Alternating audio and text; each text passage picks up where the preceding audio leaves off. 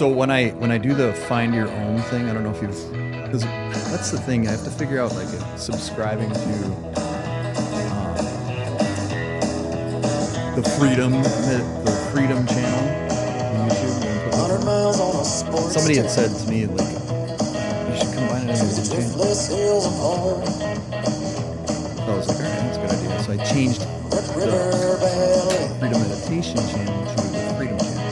Why don't you call this the Freedom podcast? And I mean, I'm just because I was having a little bit of an issue with that because I wasn't sure because I know we had talked about Tsuzen, Luckey, and I think they're both great, but I didn't realize you had another channel name. So yeah, so that kind of led to some confusion too because Ronaldo's like. I got like 4 emails saying, Ronaldo, subscribe to your channel. Ronaldo, subscribe to your channel. I'm like, why would you subscribe to 4 different channels? He's like, well, I got confused. I didn't know which one was which. So, I mean, whatever. I can probably re-add if I wanted to make just a Tsuzen Luckey thing. But it's a Freedom channel, but there's a bunch of like, meditation videos of me sitting on my ass kind of mixed in with all the podcasts. I have them like where I pull down playlists and things like that. I can add them to different playlists, but I'm not sure if, people get notifications that, hey, there's a new video. And it's always a freaking daily meditation video. I don't know. Great. I mean, let's convince them to sit on their butt for an hour with me a day. I'll have to watch some of the videos. I haven't. So you subscribed. Are you getting emails saying Freedom Channel has downloaded a new video or uploaded a new video? Yeah, I usually don't check my email, but I have to now because I'm constantly checking email now. You have to. You're running some sort of insurance fraud thing. There's nothing fraudulent about it, but yeah, I'm checking email like I never have before. But I'll make nothing in the last couple of days from the Freedom Channel uploading because I've uploaded like 3 videos in the last few days. I think the email address that I have associated with my YouTube channel, which has now kind of been hijacked by Zeke, is an email that I don't use a lot anymore. So I'll have to make a conscious effort to go in there and see if I'm getting notifications from your channel. You'll have to make a conscious effort. Yeah. So yeah, and we're gonna be doing many more podcasts, not perhaps putting them on the Tsuzen Luckey podcast thing, but we'll be creative and do things that are interesting to folks, hopefully, and whether or not they're interesting to other folks, they'll be interesting to us. We'll have fun with this. I don't know. This is not the best thing for me to drink because it makes me burp. So I've got This has got a weird flavor. It's cherry. I don't know if you have cherry. Have ever had a cherry bubbly? But this is very similar, the cherry LaCroix. And I didn't realize that cherry is the flavor of Dr. Pepper because this tastes a lot like Dr. Pepper, doesn't it? I think there's a cherry Dr. Pepper that it tastes like. Well, I've never had a cherry Dr. Pepper that I'm aware of, but I think it does taste like Dr. Pepper. Yeah, it's crazy. A faint Dr. Pepper taste for sure. Maybe the cherry Dr. Pepper is actually Dr. Pepper. They just put cherry in your head. And you're like, oh yeah, I guess it does taste like the cherry. Power of but it's always been cherry. Of suggestion. Right, exactly. Yeah. No, let's talk about the power of suggestion. We're wondering what the hell we're going to talk about today. I don't know. We can cut a lot of this out too. No, so I have an appointment today with the podiatrist. What is a podiatrist? A podiatrist. Something to do with feet, right? It's a foot. Now, is it to doctor. check out your feet? Are you having issues with your feet? Just my left foot. And actually... Wait. Aren't you treating your feet wonderfully like they should be treated and like wearing, shoes that are more fit for the human foot? And now you're having issues with your feet. I wear Crocs and like really thick soled shoes, and I don't have any problems with my feet. Well, it's part of what's so distressing about my situation because, I really am very conscientious about my feet. I've really gone to great lengths to strengthen my feet and try to improve the health. So some of the things that you've done, if I remember, is you've gone barefoot. You introduced me actually to workout shoes that have pretty much zero lift. Mm-hmm. and not a lot of sole. Yep. Um, and then you started wearing those crazy shoes with like the toes Well, I don't wear ones that have the individual toes, but anymore, right? these ones, and so I've worn a lot of different barefoot shoes. So my barefoot journey, Can you see that in the camera? these shoes are called Wittens or Those, Whitens. they look kind of cool, actually. These things are phenomenal, and Are there toes, individual toe boxes? It looks like with the sole. there is there's not. individual. And if you can see inside, I actually take the insole out of it, and these are already really minimalist. But there's nothing to this shoe, No. which is fantastic It because might be why you're having issues with your feet. no, not it's not at all. But it allows me to actually flex, and bend my foot properly, right? Use my big toe how it's supposed to be used to both grab the ground and to push off, right? Um, but Do you know the owners of this company, or have you I have communicated no with them? idea Have you researched? because I've actually they're all talked. I've had a discussion with the owner of Zero Shoes, which is somebody I'd actually like for us to get on the podcast. Steve Sashins, his name, real interesting guy to talk to. I did a I did a reverse people search on him. I do this with real estate a lot. If I'm looking to contact the owner of a property, I can just go on particular websites and you do something that's called Particular websites. skip trace them. Well, I mean, they're Black internet. What do they no, call it? they're out there, and if you have someone's address or you have their name and you have an idea as to where they live, you can put their name and their city or town. Stalker.com. Totally. But it'll generate a phone number for these people because everyone's data is up for grabs. And then if, you have the inclination, you can actually reach out to these people. So that's what I did. So you're one of those creepy people that I get phone calls from. Hey, Scott, or emails or texts, and I'm like, how the hell do you know my name? I don't know.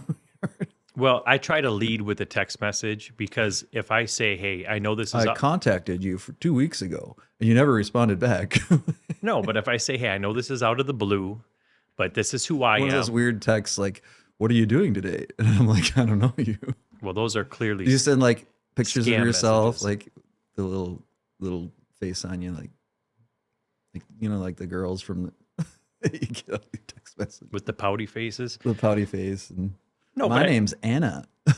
if somebody has some information, I think that I have some information, some interesting ideas about foot health, gait health, the gait cycle, postural health, some unique ideas. And if someone reaches out to somebody whose whole life's work is about that, you're appealing to them about something they're already interested in. I'm not trying to get something from him other than maybe just a little bit of his time and just to, discuss some things. But I was also a customer of Zero Shoes. I bought, I don't know, 2 dozen pairs of Zero Shoes. I bought them for my family. I bought them for myself.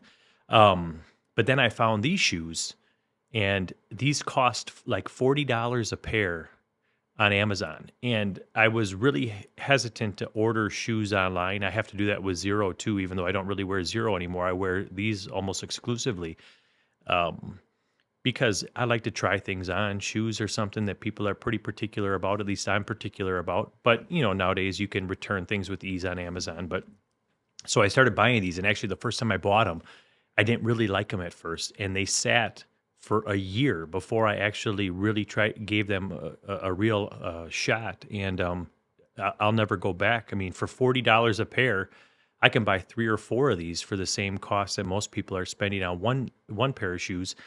And I'll tell you, these are superior in terms of allowing your foot to move the way it's designed to move. And that's a big part of the problem, is that people wear shoes that have narrow toe boxes, rigid soles. They have like a ski, I call it a ski jump at the front of the shoe, where it's kind of shaped like this. Instead of letting your toes actually grip the ground, it keeps your toes off the ground, and it reinforces this kind of rolling from heel to toe, which is not, in my estimation, how we're designed to move. And it's actually kind of interesting because I'm looking at this picture. You got this drawing of this big cat, this tiger right behind me. Bob Witt did that. I love Bob. Actually, I just sent Bob a message. We're going to have to get him on the podcast. Yeah, we do. But the way that all creatures move. Big cats, if you watch them in slow motion, they reach, they grab, they pull, and they push. And I believe that we're designed to move the exact same way. We have to reach, grab with the balls of our feet and our toes. We pull, and then once the leg gets under the center of mass, we push, right? So that engages the whole posterior chain. So when people talk about training their posterior chain, if I asked you, what is your posterior chain or where does it start?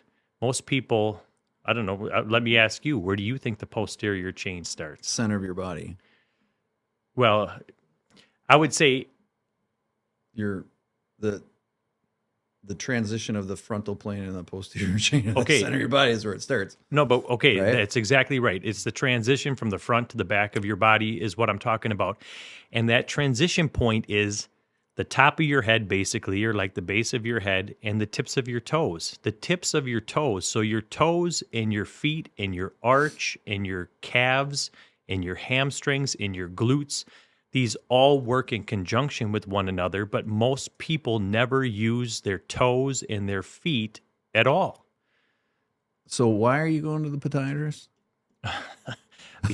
Because I have something that's called an accessory navicular on my left foot. I might You have have a it on both feet. Sixth toe. No, it's an extra bone that it's an extra like bone fragment that some people have. 10% of the population Are they gonna off of the remove it? navicular bone, but a tendon Slice in there and get rid of it. potentially. I don't like the idea of having surgery, but this is something that has caused me problems my entire adult life. So I mean, I won awards in the Army and in the Border Patrol for physical fitness, but I was constantly hurt and.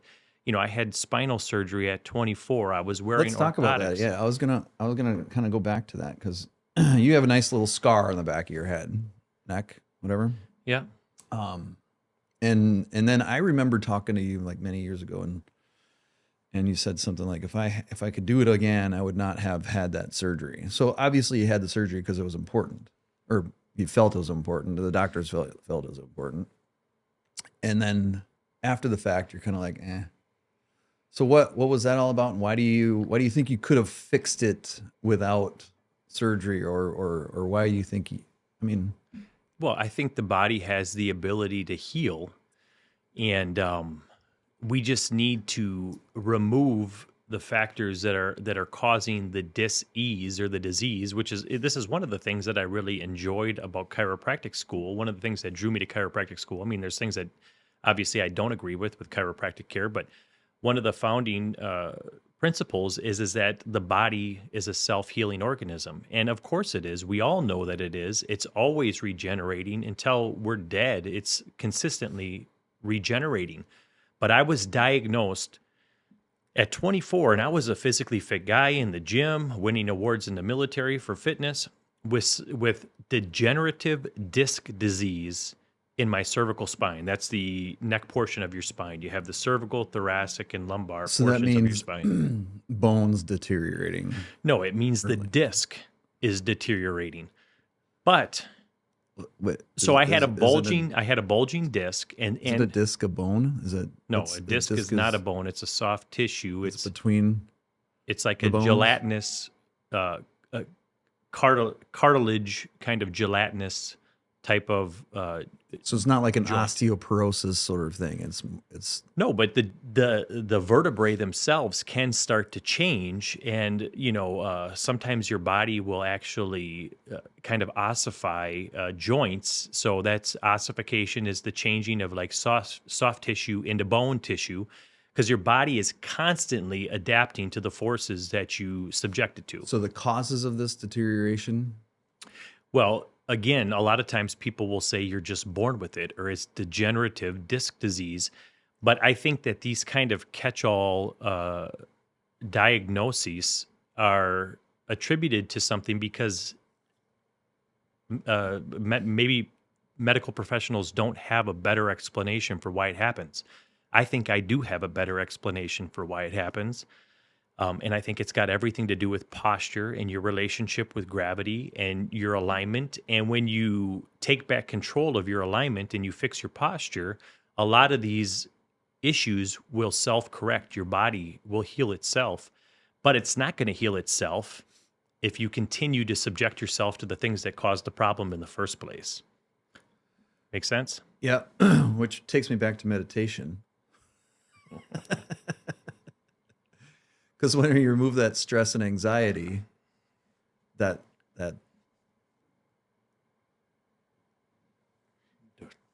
yeah, the cherry, Just make me burp. that ability to heal from the universe and the light is going to allow your body to heal. I mean, Well- you can access that better through meditation. Okay, and I agree I think with it's very important. I think it's important too, and I agree with some of it, but when we try to come up with psychological solutions, Wait. Meditation is not psychological. well, hear me out. Okay. We come up with these psychological solutions for mechanical problems. I look for mechanical solutions to mechanical problems before I would look elsewhere. So if you're trying to fix your psyche or whatever by meditating and you hope that that improves your postural health, I think that that's a bad course of So action. that's where we're disconnect here, because I don't think meditation is solely to improve your psyche. I think meditation fixes physical stuff, your ailment. I mean, it allows your body to function like it should function. Why? It clears out the gunk How? through decreasing stress, anxiety, shutting down the ego, which, causes you to do things, say things, behave certain ways that perhaps aren't you, specifically you. There's a whole gamut of, and we can look at the research. In fact, I should probably line that up for our next podcast and just look at some of the research, the studies that have been done about meditation and how that helps. Peter's over there burping still. These darn bubblies. Maybe we should get coffee instead of. Yeah, we totally should get LaCroix. coffee instead of LaCroix. Yeah. In fact, I'm probably about ready for coffee. I've had maybe a cup. Well, and I've a got half my this morning. coffee down below the table here, but Oh, all those those things that you mentioned are important. But I believe that when you do the things that you talked about, your body actually changes, your posture changes. So the question is the de-stressing the thing that's making the mechanical change, or is it the improvement of your body, your posture? Like if your shoulders relax instead of being tight and shrugged up, if so when I teach meditation, it's focus on the breath and the focus on your posture. Posture is hugely, hugely, hugely important. And when you allow your body to function properly through good posture and through focusing on the breathing, the breath, breathing is very important too, to get obviously everything where it needs to go in the body. then that's what causes the stress to subside, causes your anxiety to go down, all of that gets fixed. We're not focusing on, okay, let me calm my body and fix the psyche. No, it's posture, it's breath. Focus on the breath.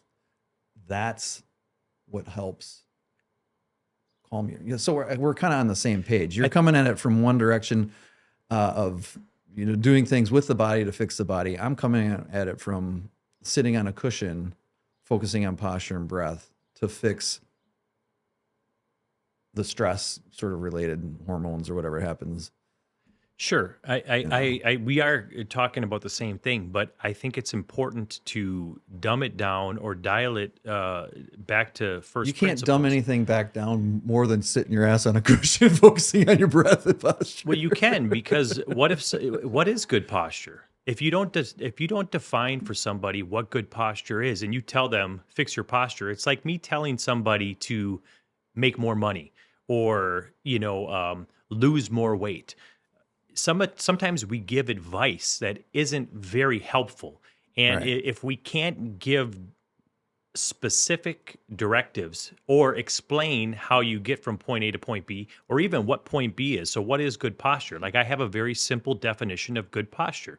It means you're as tall and as broad as you possibly can be. If you can attain that position, you've attained your optimal human posture, right? Now, obviously, now we have to incorporate movement in the gait cycle, but the gait cycle, it's like a self feeding cycle, like if that makes sense. The better your posture is, the better your gait cycle is. The better your gait cycle is, the better your posture becomes. Yep. But again, what is proper human movement? And this is something that's going to be interesting for me to even talk to a podiatrist, because I believe, based upon my experience dealing with medical professionals and podiatrists and physical therapists and chiropractors, and again, I've been to chiropractic school, I've trained medical professionals, I've been in and out of the medical system myself as a patient. If I asked most people how we're supposed to walk as human beings, I don't think most people have any idea. So how do we address dysfunction if we don't even know what proper function is? Right. I totally agree with all that. My opinion, going back to meditation, is that all of that is so much more simple to teach on a meditation cushion. Right? So we focus on, let's just pretend here, sitting on a meditation cushion, we focus on our breath. Okay, so breathe deeply, breathe deeply. Let's all breathe deep. Oh, what just happened right there? I raised my With your chest. chest and posture, right? Mm-hmm. Okay, let's exhale. Now, deep breath again, breathe in. Fill the lungs. Fill the chest cavity. You're not doing it with me, Peter. Hands down. Deeper breath. Oh, what happened there? What's happening? What's happening to your spine as you take a deep breath there? It's totally decompressing. It's totally, yeah, it's fixing that posture issue, right? So if we're focusing on our breath, on the out breath, we're feeling our breath dissolve into the air. And then on the in breath, we kind of go back to our posture. We don't even really have to focus on it a lot. If we're focusing on our breath, making sure it's a full breath, our posture kind of fixes itself. All you're doing right now is sitting on a cushion, practicing. We sit on the cushion, we practice. It's practice, it's practice. So right now, then we understand, our body understands what good posture is. Now let's take it to the gait. You know, to the how it relates to the foot. What happens to the foot after that posture practice on the cushion? Well, So I really think that, and I, you know, I'll go back to it again and just say I think that, you know, starting with meditation is so important. It's not just important to calm your mind and calm your stress and get it. It's important to every aspect of your body, every aspect of your life, confidence, you know, everything. absolutely. There's studies about Starting on that cushion, yeah. Well, and again, we might disagree as to where we start, but I think Where would you start to teach? I would posture, start in a gait, whatever? standing position. I would start. That's where I would start to teach posture. But But if somebody's practicing having good posture, they have to stand up, practice good posture. let me explain why When I they're would. walking down the road, that's kind of hard to practice. Let me 'cause they explain. have to watch out for traffic. Let me explain or anything why. like that. Okay? Yeah, This sure. is why. Because when you're I miss having conversations with you, Peter. By Sure. the way, Me- we should be. I don't drink anymore, but we used to have it over beer. No, I actually not drinking has like been just amazing. You know, Yeah, it's I don't ever have to worry about waking up with a hangover. Right, and right. It's great. Right. You can hop on the motorcycle at 9:30 p.m. and not have to worry about I don't have a motorcycle, so that might be something that we can talk about. I do have my license, but I have had that and never had a motorcycle. But anyways, why I wouldn't start sitting is because I think the majority of our problems as human beings stem from sitting. So I think that you have to remove the cause of the problem, which is the chair. Chairs and shoes are two of the worst things that ever happened to human beings. So I don't think I don't think you try to fix a problem by doing the same thing that caused the problem. And again, it's not to say that you can't sit better. I think sitting on the ground or on a cushion is a great thing. Yeah, I'm straight up on the floor when I sit. Totally. But when you already have imbalances in your body, even asking somebody to sit a certain way, they're not going to be able physically, because if you have tight hip flexors, sitting doesn't magically make the tightness in your hip flexors go away. Right. Fixing your pelvic tilt fixes that problem. And that's a process in meditation. And that's another reason why we practice. A lot of people can't sit on the floor initially, but you know what? Practicing for a few months, they're gonna start to go from a chair to a cushion a little bit longer. They might go to a smaller cushion, So there's a process. I had to sit in a chair when I first restruck my, what do you call it? Restruck my meditation practice, reinvigorated, Reintegrated it whatever into your life. Yeah. And then I was on a cushion. Well, like, man, it'd be nice to have an extra cushion on here. Yeah. Legs were tight, whatever. And then now I'm on the floor. So yeah, it's a process. It's a practice process. And I feel like my posture is better when I sit in the car and I'm dry. I drove to Michigan, for a few days. Look at me. I'm already slouched. Sitting this morning was a little tough for me. I only lasted like 25, 30 minutes this morning.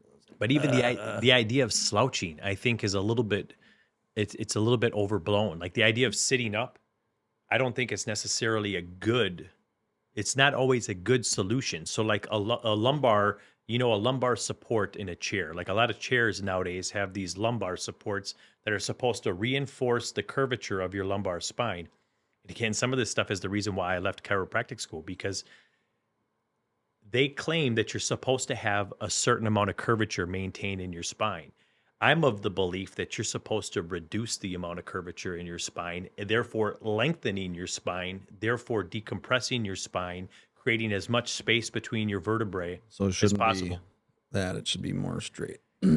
Well, I think that when you have a tilted pelvis and you have a hyperlordosis of your lumbar spine, that means you have excessive curvature. So imagine the people that you see that walk around with their belly button sticking forward, right? And this would be a great one to have visuals, because there's some great visuals. So I started studying a lot of ballet dancers, pull some up. A lot of ballet dancers, a lot of matadors. You studied belly dancers? Not belly dancers, ballet dancers, okay? Dancers. And again, ballet dancers do some weird things to their feet as far as like the shoes that they put their feet into.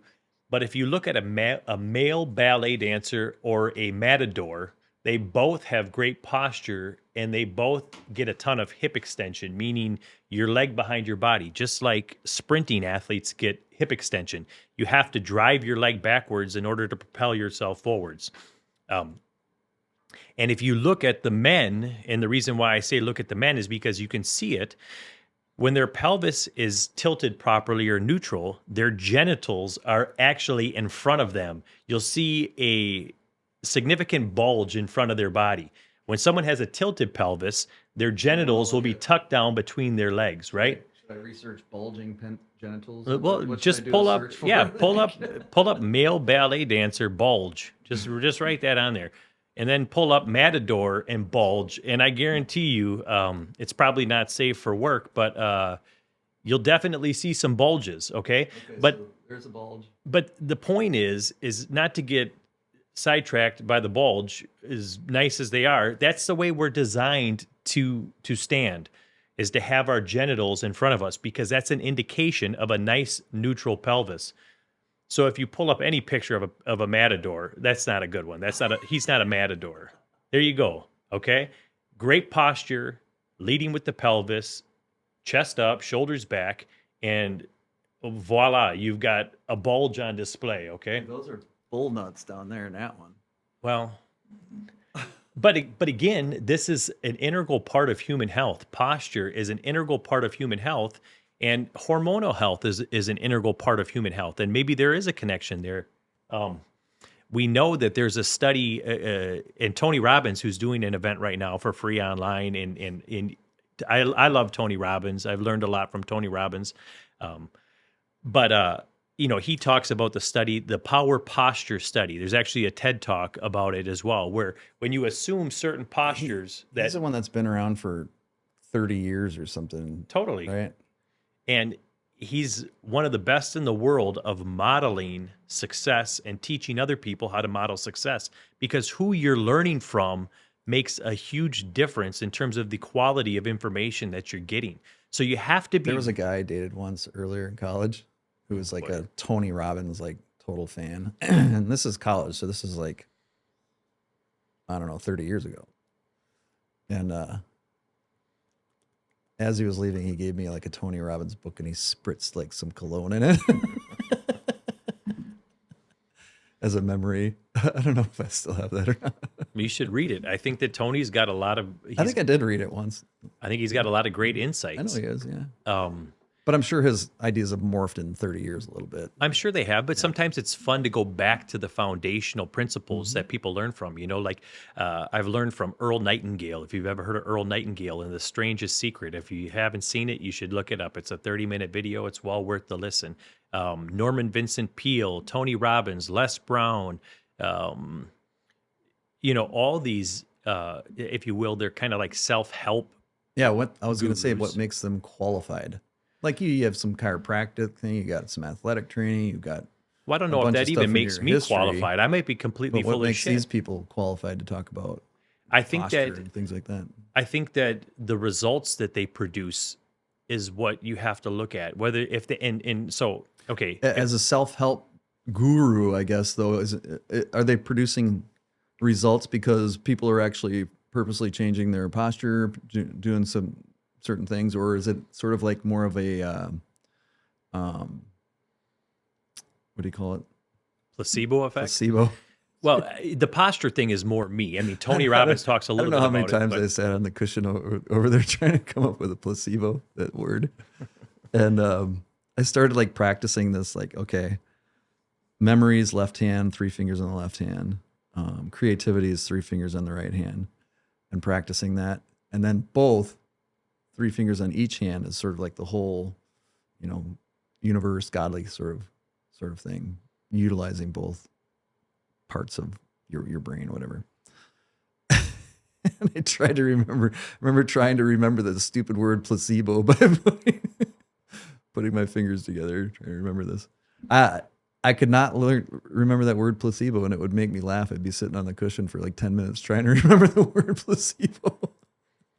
Like probably not practicing good meditation, but thank you for reminding me of the word placebo. Well, we talked about, like pulling shit from the brain, the whole, what do they call it? Performance part of the, see, I can't even think of Your that. ability to recall information. Yeah, getting it from the brain out of the mouth. Totally. The performance part of the IQ. Mine's lacking. It's probably down to 75 percentile. Well, I think we Sorry, all have our 75 moments when we know out of that we're 200. operating on a little bit higher level. Maybe we're in that flow state, if you will, and then there's other times Which is a non-thinking state, which is interesting to me. The flow state is generally shutting down the thought, getting rid of the ego, and just performing, doing it. You know what I mean? But you can't really rely on You have to practice. the subconscious unless you've done something enough to actually put it into the subconscious. It's like driving, you can drive from point A to point B as a 44-year-old, 45-year-old man, and you don't have to think about how you got Thanks, there. Pete. And you get there and you can't remember anything about the trip, and you can focus on what you're Right. listening to on the radio, and you can be, you shouldn't be, but you could be texting on your phone, you can do all these other things. But when you first start driving, there's no way that you can do that. You have to be absolutely focused on the task at hand. Yep. And then you get to turn that into a habit. And once it becomes a habit, it can be moved into the subconscious, and then it's something that you can recall, and you probably don't have to think about it, but you have to get to that point first. Right. And when you perform, you can rely on that flow state and that practice state. But you always should try to mix shit up just to stretch the brain a little bit. Totally. So, and I read this in books and things. Have you tried to, like, once in a while, like, I'm going to take this direction to work, or I'm going to change it up. I'm going to put my pants on with my left leg first instead of my right, just to kind of like be in the present moment. And it's almost like meditation, having to do that. You're forced to focus on what you're doing again, rather than just gliding through. Yeah. I think the flow state's really good. It's important. I mean, it's effective. But in order to stretch your brain and to keep your brain focused in the moment, sometimes you got to switch it up. Well, focus is definitely important, and it's kind of a skill that a lot of us, if we don't practice intentionally, we lose our ability to optimally focus. And that's where, I guess, to your point, if you were to text left-handed or you were to write left-handed or, something to that effect, even I guess counting backwards or saying the alphabet backwards. I mean, something as simple as that, you have As to simple as that. That's hard as hell. but Say the alphabet backwards. it's difficult, but it's simple. It's something that you could do on a daily basis. Right. I want to say it might be Jim Rohn. Just like meditation. It's difficult, but it's simple. I mean, it's simple. I should say that first because it's all you're doing is sitting on a cushion and focusing on your breath and posture.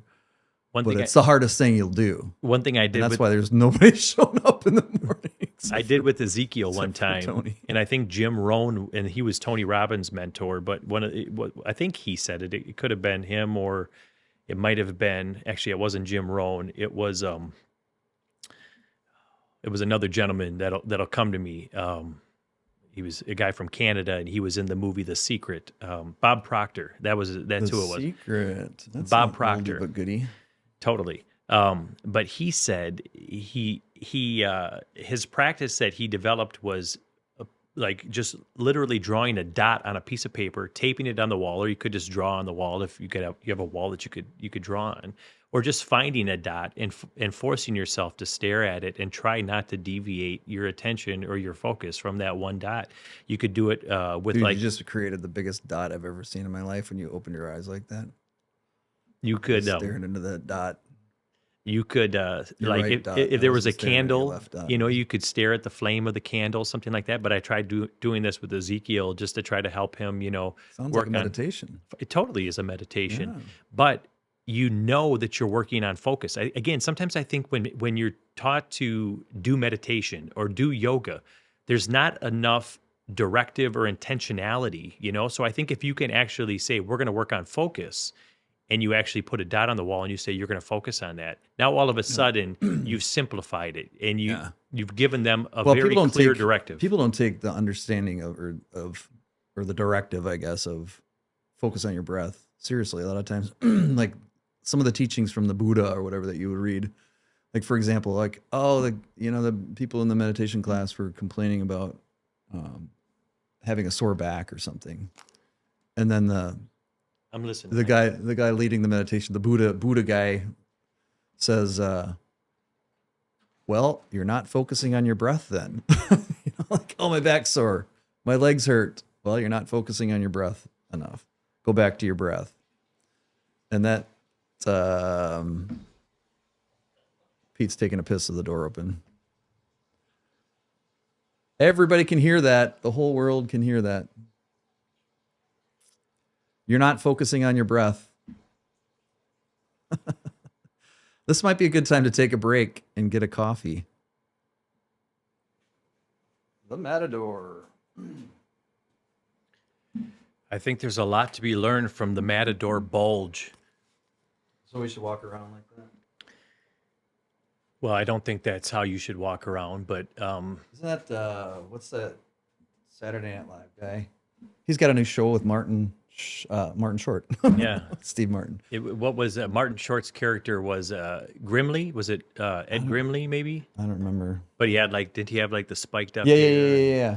And he walked around with his Matador bulge.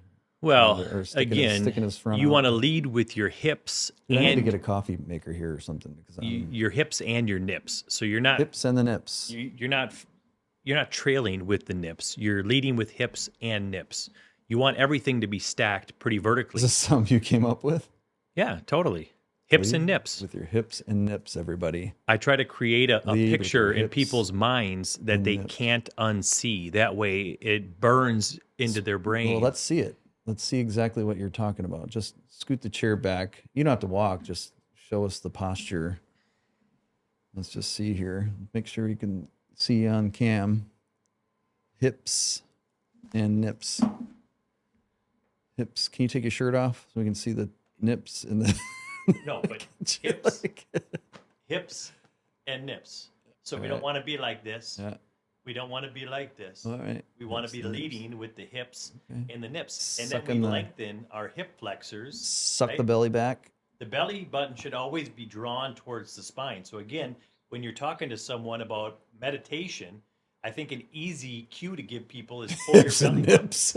No, because you can't lead with your hips. I just love it. Like there'll be like 8 ladies in the meditation studio. Let me see those nips, ladies. But again, and I know we've talked about it, but you want to have a high ass too, and you can't have a high ass engage the upper portion of You your should glute probably have your muscle. headphones on. So we. Oh wait, that's not the microphone. Never mind. Go ahead. If your pelvis is tilted like this, you see how now I'm leading with my gut and not with my pelvis? Yeah. You see the difference? And then you get to actually engage your glutes and develop your butt muscles the way that they're meant to be developed.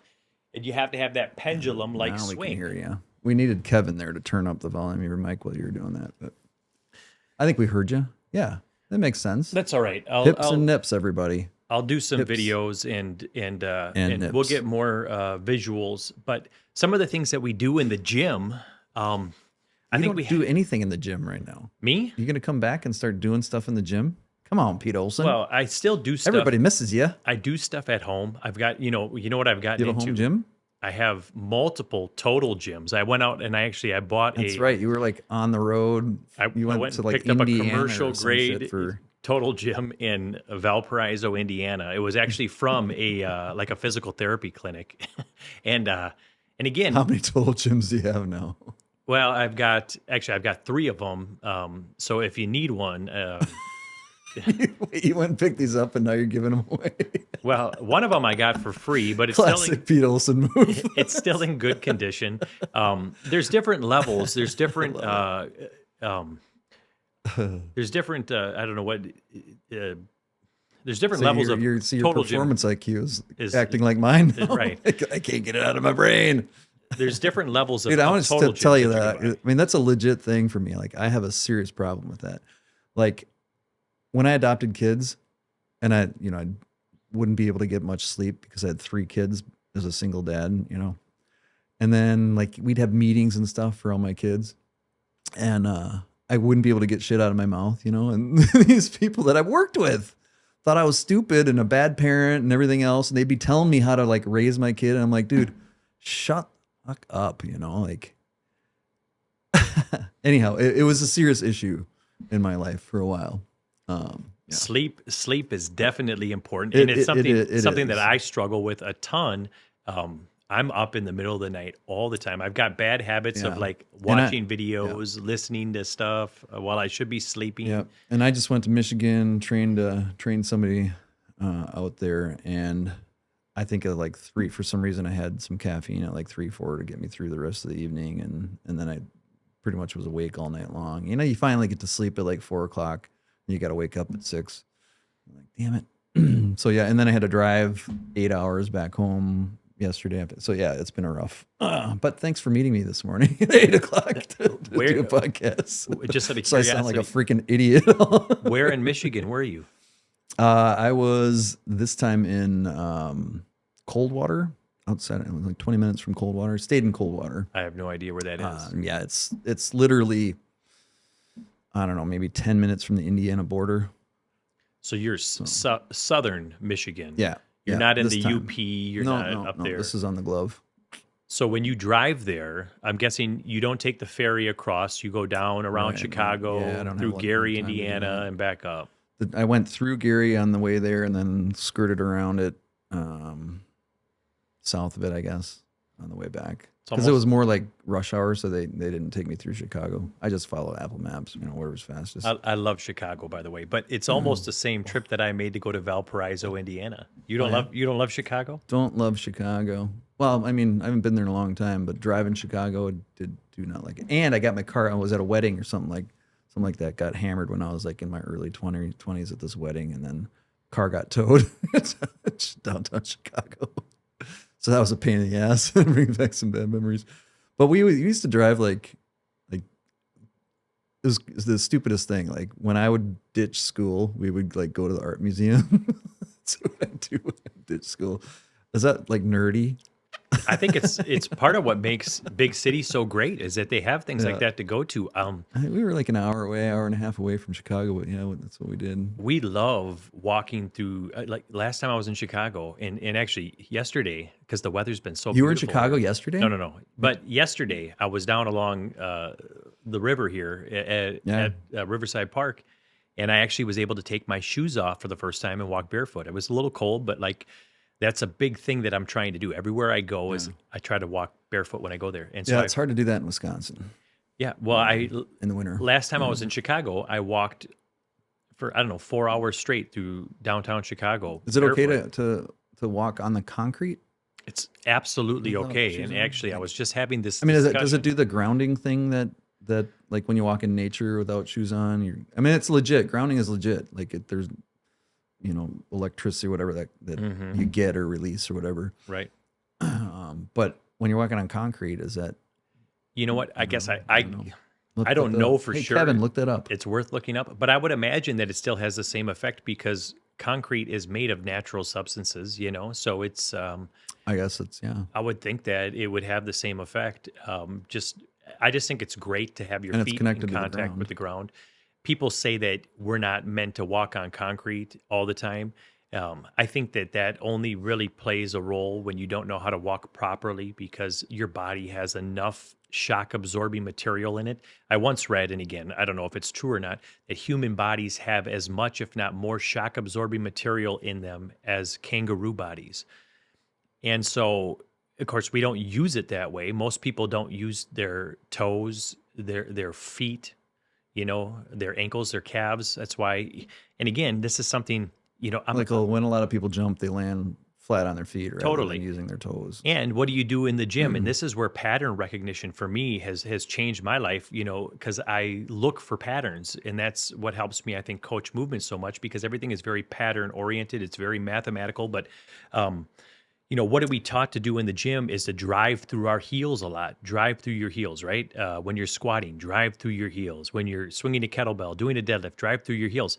But when human beings actually move, and they're actually expressing any force in their movement, you never naturally drive through your heels. The only time your weight's even in your heels is either when you're standing still and it's like a tripod, or when you're squatting down like you're taking a shit, or if you're just squatting to rest, But other than that, anytime you're moving, you should be moving through the balls of your feet. But again, when you have shoes, especially modern shoes, you have narrow toe boxes, so the toes don't work like they're supposed to work. You have cushioned shoes. All you see is other people walking on their heels. Like we don't even know what normal, good human movement is. And that's why my discussion with my podiatrist today is going to be so interesting. That's where we got on all this. You're going to see your podiatrist. Well, what are you guys going to talk about? Yeah. Well, and you're going to drag him or her? You know what? I'm not sure. Not sure. Him or her to do a podcast, right? I know you're going to convince them to come and Well, do I'm going to try podcasts. to because the What if procedure. they're a horrible podiatrist? Like they totally are saying stuff that you totally disagree with.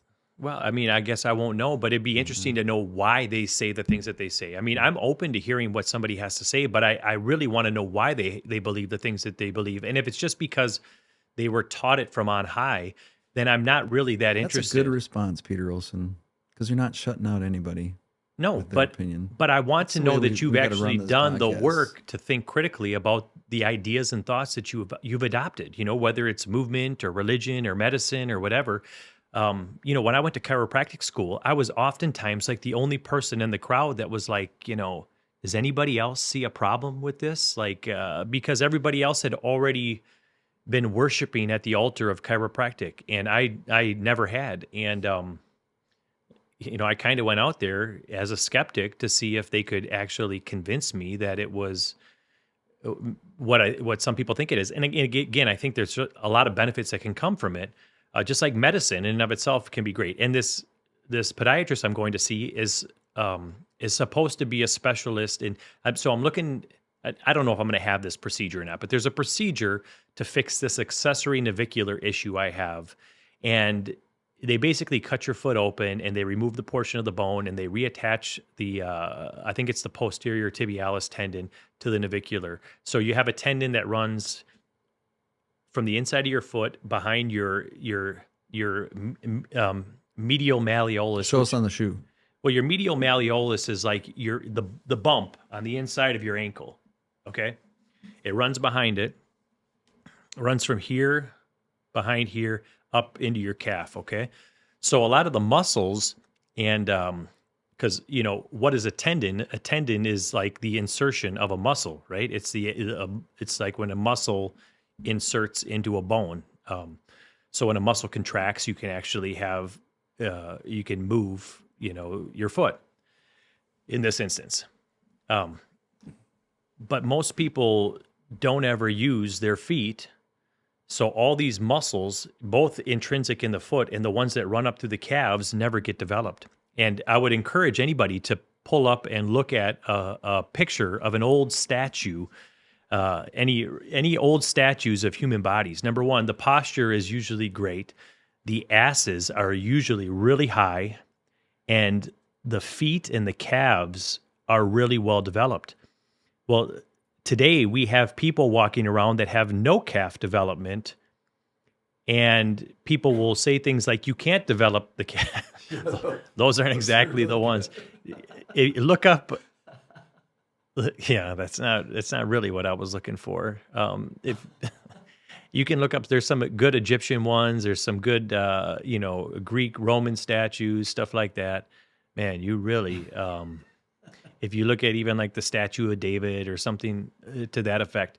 But the cool thing about studying these statues, when I started studying these statues, is that I got a glimpse to what the ideal human body looked like before automobiles were used to move from point A to point B. And when we're in an automobile, what are we doing? They weren't circumcised. We're sitting. So basically, again, Yeah, go ahead and look that up, crowd. We've outsourced the human body doesn't have to propel or push itself forward or pull itself forward anymore. We've outsourced it, whether it's to a horse-drawn carriage, a horse, an automobile. Everyone rides in cars nowadays, but we've literally forgotten what it's like to stand up tall with good posture and actually move our body forward. That's why going uphill is so powerful. It's such a powerful exercise because you can't fall uphill. You can't fall forward. And even popular running coaching programs will say you're supposed to lean forward, and running's like a controlled fall. And I couldn't disagree more. I think that we need to teach people how to propel themselves forward again, because again, now we're just reinforcing the problem that's been created by sitting all the time. So it's funny. There's so much that I learned about like what you're talking about here. Like walking hills is very important. It's a powerful movement, great for the body, blah, whatever.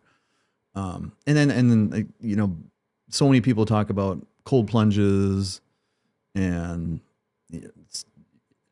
fasting is really helpful. All this stuff that's coming on, it kind of reminds me. So when I was in Costa Rica, I was in the best shape of my life, and I was probably the happiest down there. Reduced stress, not a lot of action going on, but I had a walk every day, 5 a.m. I had 1 cup of coffee with me. In fact, I'd finish my cup of coffee on the walk, and my cup got stolen once or twice because that's apparently what they like to do down there. Is take things they find laying around. But anyhow, my walk was up and down, through the jungle, listening to the sounds. That's another thing people say, being out in nature. My Crocs had worn to the point where my feet were totally in contact with the ground. So I'm walking hills, I'm contacting the ground, I'm in nature. And then throughout the day, be sweaty as hell because it's 90 degrees and humid. Pop into the waterfall. It's the cold plunge, because they have pretty frigid cold water that flows into the ocean. You get that going on, and then of course you're not eating as much, and you're eating not produced, overproduced food like we eat in the United States. That was great. Lost weight. I was down to 170, I think. Fit as can be. Walked probably a good 3 hours a day. Maybe even more. Yeah. So it's all coming together. Well, it's why when you look at animals in nature, not ones that have been, not in zoos, not domesticated animals, but you look at animals in nature, and they're all like the epitome of health. Dude, have you ever seen a capybara? No, that's not what I'm thinking. Those are fat rodents. Go ahead. I don't know. I'll come up with. I don't know what a capybara is. I want to. But like if you see a It's herd like of a wild fat horses running, they all are strong, they're muscular, they're lean, they all move with the same mechanics because they haven't had any external interference. Their relationship with nature and with gravity, it's pristine. Um, it's why Horses have high asses. Talking about the high ass muscles. it's hard to have a high ass if you don't stand upright. So there really isn't. Well, they got some really high asses. Well, Horses, dude. there isn't really any creature. But again, what does a horse do? If you study horse movement and you break it down, which I have, like a horse when it kicks somebody, we've all seen videos of horses kicking. That's getting a leg up high and behind you, right? Just like a track athlete does. Track athletes have very high asses and generally have very good posture, because they default to and again, it's not perfect because the shoes and stuff like that could be improved upon, but again, these are great people to learn from because they kind of epitomize the optimal display of human function, because more than anything, human beings are designed to stand up tall and run and walk, you know so these people have done it to the best of anyone's ability. And it's also great to study, like people that live more naturally, like some of these tribesmen and stuff in Africa. It's interesting to see that. I wish we could pull up a great video of. There's a slow motion video of a Kenyan, I don't know, young Kenyan. We can pull up anything youth. you want. Well, if you Google Kenyan youth slow mo running, there's a great video. Is that the best thing to Google? Yeah, Kenyan? Kenyan youth. Is that what you Googled to find this? Yeah, I Google a lot of things. I go where the answers are. Okay, go to videos. Hang on, go to videos. Scroll down. No. Kenyan Dixon. Try to go slow with an SLOW. No, that's not the one I'm looking for. It's a black and white video. And maybe slow motion. Maybe don't go slow-mo. Go slow motion. Actually, write it out.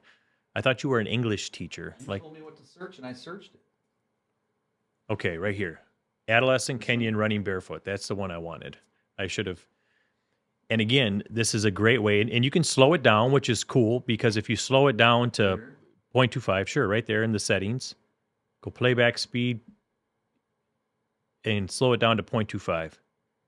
Okay, let's play it back again. And feel free to pause it as the foot makes contact with the ground. You can click off it so that thing gets, there you go. Now you can see the foot is out in front of the runner. The ball of the foot makes contact. Pause it. Okay. The heel is not leading and making contact. And actually, we're taught nowadays that the foot's supposed to land under the center of the body, which I completely disagree with. And part of the reason is that you can't pull yourself forward with your foot and your calf and your hamstring if your foot is underneath your body. You've already bypassed that part of the gait cycle.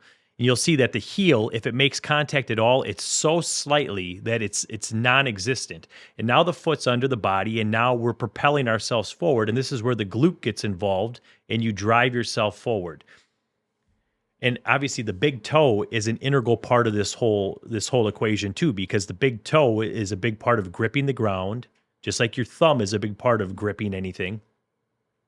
And it's also a big part of propelling yourself forward.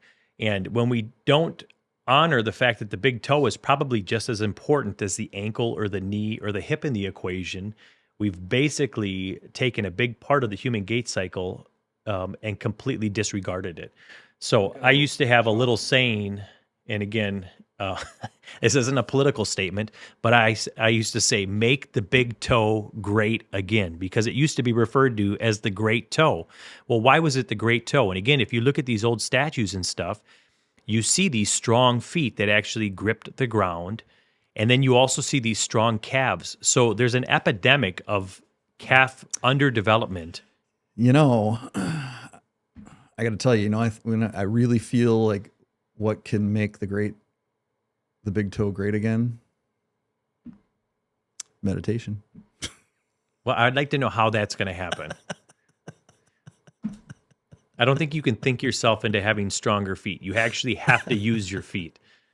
And again, this is Make where the big toe great again. Meditate. That's gonna be this the is new where you slogan. have to have a mechanical solution to a mechanical problem. And Crack and I think that myself when up. you look elsewhere, you actually just cause I think a lot of people are frustrated. Wait, don't you think posture is just going to fix that? Like seriously, if No. you had perfect posture, don't you think your running posture is going to be just come along right along with that? Okay, but every person that you Make meet, the big toe great again. Meditate. okay, hear me out. You don't have to know anything about somebody to know that that person sits more on a chair than they're designed to do throughout the day. So you have to overcome that because it's an artificial position that if I snap my fingers and made the chair disappear, they would crumble to the ground. They're not supporting their own body weight. Something external to their body is supporting their body weight. So it creates these artificial, unnatural positions, joint positions, tissue positions. And again, so you can't just say, don't you think fixing the posture would fix that? Because you have to be intentional about fixing the posture. You have to remove the cause of the problem in the first place. And then you have to fix the gait cycle. And the gait cycle and the posture will go hand in hand and they'll improve together. But I don't know that you can really fix one without the other. And you can by doing this in a very static. That's why, again, going back to what I talked about last time, flipbook animation, frame by frame movement coaching is important to me because if you can teach somebody, and this is why I think yoga has some validity to it. And again, I think yoga can be a meditative practice. I don't think you have to always be sitting, but if you can get people to hold positions intentionally, now we can start to undo some of the imbalances that have been done by daily living, i.e. sitting too long, wearing improper shoes. If you wear high heels, you sit in a chair. I mean, even right now, this table is helping support my body. You know, if I were to take my forearms off the table, now I have to actually rely on my own core musculature to support the weight of my torso, right? It's Is why it better at least that we're sitting in counter height chairs rather than regular height chairs? No, absolutely. I think the worst height chair is a knee height chair because the knee, if you sit on something that's knee height, your pelvis or your hips can be as far away from your knees or your feet as humanly possible. That means that you've removed the pelvis from the center of your base of support as far as humanly possible, right? That's why if you watch a human being that squats naturally, their pelvis actually tucks back underneath their body. It tilts posteriorly, and the ass comes close to the ankles or the heels. Okay, so when you, Yes, comes close to the- but it's one of the cool things about kids because think about human children. Number one, why can kids squat so well? Because they have giant heads. They have a natural counterbalance. Human, and this is something I actually did Google, and I would encourage anyone to Google, does any other creature on the planet have a head that's so disproportionately large to its body as a human baby? And do any creatures give birth to babies that have heads that are so disproportionately sized to their bodies? And my belief is that they don't. And the whole reason why that's important is because when you have to support that giant bobblehead, you're forced to build all the core musculature that allows you to stand up tall and straight, right? So that's how we gain posture because we have this giant weight that if we deviate too far in any one direction, what happens to a kid? They fall over. That's why they fall over and they get back up. They fall over, get back up. Imagine a kid that's crawling, right? That's part of the progression too, is crawling with their head and eyes up so they can look around and navigate their environment. You know, how many people have forward head posture, right? Well, a kid has to lift not only a head, but a giant head upright. And so imagine all the strengthening that's going on along the posterior chain in the upper back and the neck, you know? Yeah. So there's a sort of a learning lesson to budding CrossFitters then in this. If you want to learn to walk on your hands, you can learn a lot more quickly if you get a fat ass. Start with a fat ass. I don't, Learn to walk in your hands. I don't know if that's the lesson that I would draw from this, but yeah, I guess so. I guess so. But to your point though, when I used to teach squatting in the gym, I feel like I can teach anybody to squat well. If you struggle to squat, all you have to do is hold a light weight or a medicine ball at your forehead at head height, because what it does is it recreates that giant head and that counterbalance, and now all of a sudden most people can squat to a great depth, and they can actually sit there, and they can sit there Does it have comfortably. anything to do with the weight? Because they're adding weight to that squat. It's kind of pushing you down. Do you think it's more of a counter? Well, that's why I would do it with as little weight as potentially possible, because I think that when you put weight on someone's back, then yes, that does play a role in it. But I don't think loading the spine directly is the best course of action anyways. That's why I would encourage someone to hold something light, 5-10 pounds. I mean, that's probably all you need in order to create that counterbalance effect, and you can squat to a good depth, and you can get more comfortable in that squatting position. And of course, the goal would be to be able Show to us do it. like, where do you hold that counterbalance? Just like, hold it. So if somebody's listening and they want to Hold it right here, forehead height. If this was a weight, so like out from their body, you can hold it so right not here. touching their So elbows look like the elbows are 90-degree angles. Well, you could put a weight right on top of your head. I mean, I would say experiment. You could definitely just hold something right on top of your head, and you probably would get the same effect. Okay. But if you needed a little bit more of a counterbalance, the further you hold it out, the lever effect, you don't have to have a heavy weight in order for it to So when you bring that counterbalance out from your body further, it's causing you to be able to not fall backwards as you squat. correct. Yeah, so that'll help you. But again, get the goal deeper in is squat the goal and not- isn't to hold it way out here. The goal is to only do that if necessary. Right, But right. again, in my experience, and I've taught, I would say hundreds of people to do this. You just have to hold it right here, and that's usually enough for anybody to. Well, it depends to on be how, able to squat deep. how big somebody's badonkadonk is. They might have to hold it a lot further out in order to get that same effect. Well, I think sometimes when people have a Counterbalance. big ass, they I didn't say ass. I said badonkadonk. well, what's the difference? Oh, it's an ass. I think that I don't know that And that's everything usually- else around it that might contribute to the badonkadonk. I would say if you want to learn to squat better, hold a small counterbalance right here or a weight right here, and pull your belly button in and keep it drawn in, and learn to squat that way. What is it? Junkin' tits? Hips and Hips nips. and nips. But that's when you're standing tall. You can't lead with your hips when you're sitting or squatting because your hips go back. Make sense? It does. All right. So we're getting close here. We got to polish up the old day. Are we going to call this Tsuzen Luckey podcast number 4, episode 2 with Peter Olson? Like, what do you call it? Like, part 2? Part Peter 2. Olson part Yeah, 2? I think Or that'd we're be gonna- fine. We're going to come up with some You should. You know what you should do at the end of part 1. hips and nips. Do you remember when Episode 1. one of my favorite movies of all time, Back to the What's your Future? podcast name? Hips and nips. At the end of Back to the Future, it said "to be continued," and it was like this cliffhanger. And they didn't make a second Back to the Future for a long time, right? Maybe you should do something like that. To be continued. Hey, so they you can time travel, speaking of Back to the Future, into the future. But you can't time travel yet, as far as we can figure out back to the past. Well, how do you time travel to the future? You got to go the speed of light. And then, well, you've seen Superman No, when no, he flies around the planet. no, that's going back to back.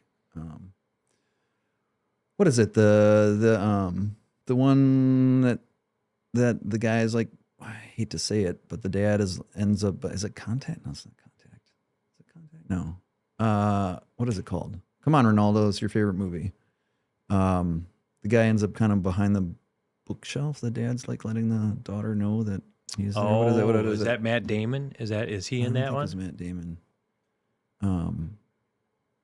Anyhow, everybody's out there's like screaming it into the put it in the comments, people. Anyhow, yeah, Intergalactic or solar or something like that. Interstellar. It's Interstellar. That's what it is. Okay. Yep. Thank you. Anyhow, yeah. So they go at the speed of light. You know, you might age an hour, but everybody on Earth is aging, 50 years. Well, So let yeah, me you ask- can travel into the future by doing that, but not. But what makes you think that back we could ever travel faster than the speed of light? Why would anything that's got more matter be able to travel faster than light? And again, I don't really know all the Well, you don't have to travel faster than the speed of light. You just get as fast as you can, close to the speed of light.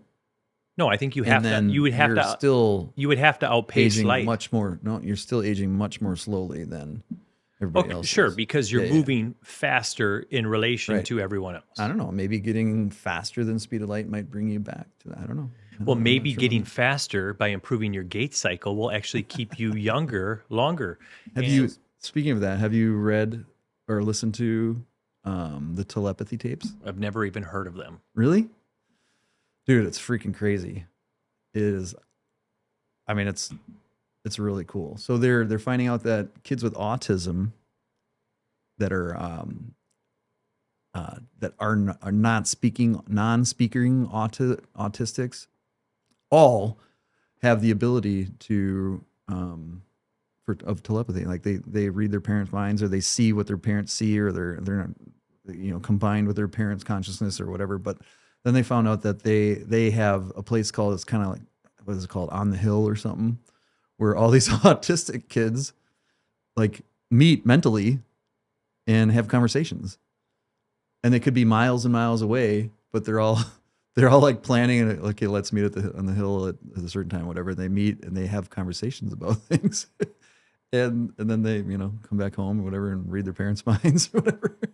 But it's legit. They're like doing these experiments, finding out that like these kids are in there and telepathic and having relationships with other autistic kids like on the hill. I mean, it's crazy. I think there's a very important lesson tied into that story. Awesome. Is that a lot of times we label things a disadvantage instead of looking at the advantage that somebody has. And that's why I think labels a lot of times can be very destructive.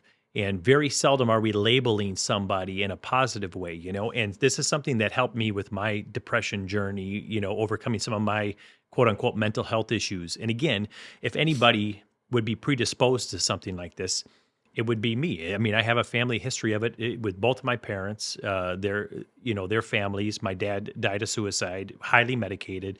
But again, when you have an active mind and you don't learn how to control it, that can be a detriment to you. But if you can learn to control your mind and you can direct it, now all of a sudden you've got a superpower. So when kids don't understand that they have a superpower, we're doing them a huge disservice.